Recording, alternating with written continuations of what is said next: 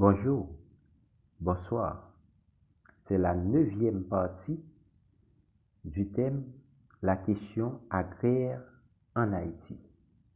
On poursuit avec l'occupation américaine d'Haïti de 1915 à 1934. Le premier président Collabo, élu manu militari par le Parlement haïtien, démis par le gouvernement provisoire proche du chef Kako, Rosalvo Bobo, a été le mulâtre Sud d'Artigunaf. Un tombeur de Firmin, d'Anténor Firmin sous Tirésias Simon Sam et un allié du général victorieux Antoine Simon.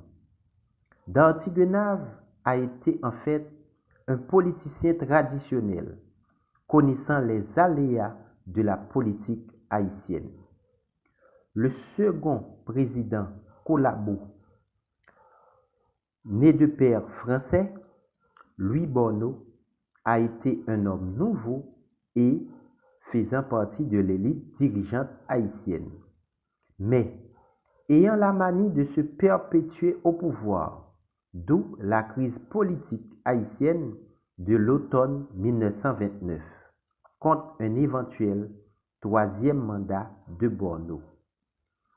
Ayant pacifié par la force la première vague de Kako en 1915, les Américains n'ont pas hésité à dénouer la crise politique par la force également. Ils ont fait déguerpir le Sénat en mai 1916 et en juin 1917, en se faisant accompagner par une force tampon, la gendarmerie haïtienne. Il faut dire qu'il y avait des problèmes, des confrontations politiques entre l'élite politique haïtienne de cette époque avec les occupants. Et dans le cas du déguerpissement des sénateurs, il y a eu un précédent dans l'histoire d'Haïti. Chef du gouvernement provisoire depuis mars 1843, Rivière-Hérard a contraint le mulâtre Rivière-Hérard a contraint l'Assemblée constituante de 1843 à arrêter les palabres sur la nouvelle constitution en plaçant 2 canons en face du bâtiment. Les discours ont cessé. La constitution a été votée le 30 décembre 1843 et quant à lui, Rivière-Hérard, il a été élu président le 3 janvier 1844. En 1918, sans l'appui de l'élite haïtienne, mais par plébiscite, c'est la promulgation d'une nouvelle constitution, celle de 1918. Il faut dire que, selon certains historiens, la constitution de 1918 a été élaborée par un Américain qui travaillait à la marine américaine, qui était sous-secrétaire d'État, Franklin Delano Roosevelt. La constitution de 1918 accordant pour la première fois le droit de propriété aux Blancs. Mais les investissements américains ont été décevants durant l'occupation américaine d'Haïti.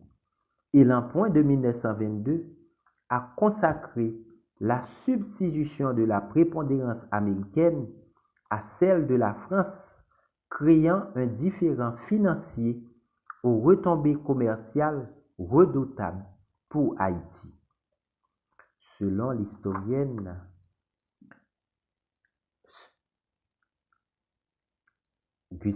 Madame Gusty Gaillard.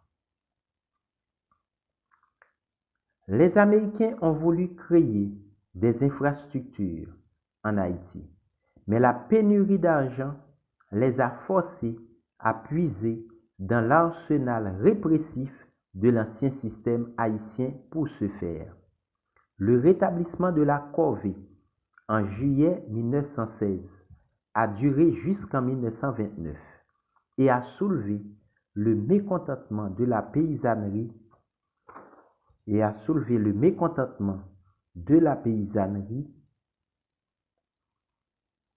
à cause du non-respect de leur section de résidence et du temps fixé par la loi.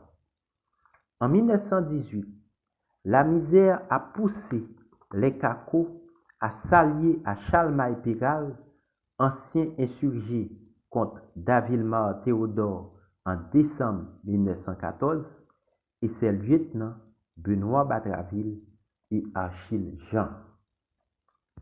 Alors, j'ai voulu parler de Chalmaille-Péral en décembre 1914 pour rappeler l'affaire Mathias.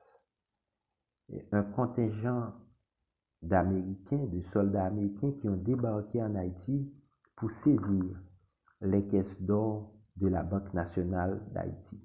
C'est une autre affaire. Les zones de résidence à l'occupation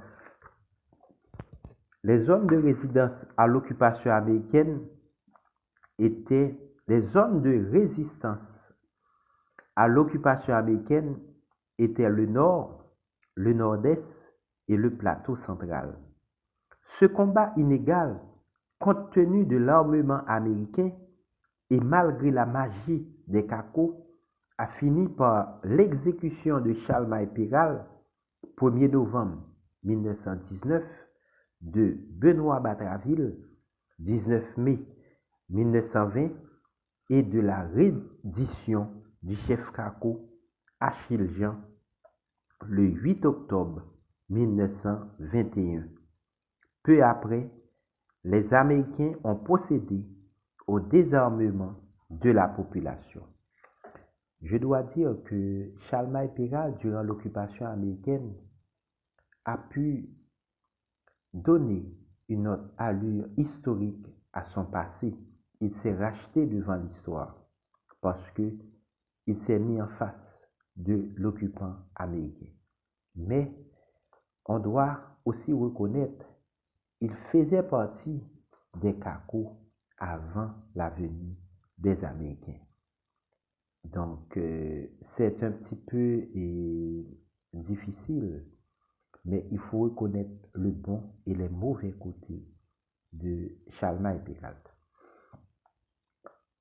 Les Américains ont voulu restaurer la grande propriété foncière et en même temps diversifier nos denrées d'exportation, le café, le sucre, le coton, le cacao et le sisal. Mais ils ont pu construire quelques plantations modernes de 15 000 à 20 000 hectares, dont la plus grande est la Asco dans la plaine du cul-de-sac. C'est la fin de la 9e partie du thème La question agraire en Haïti. Merci.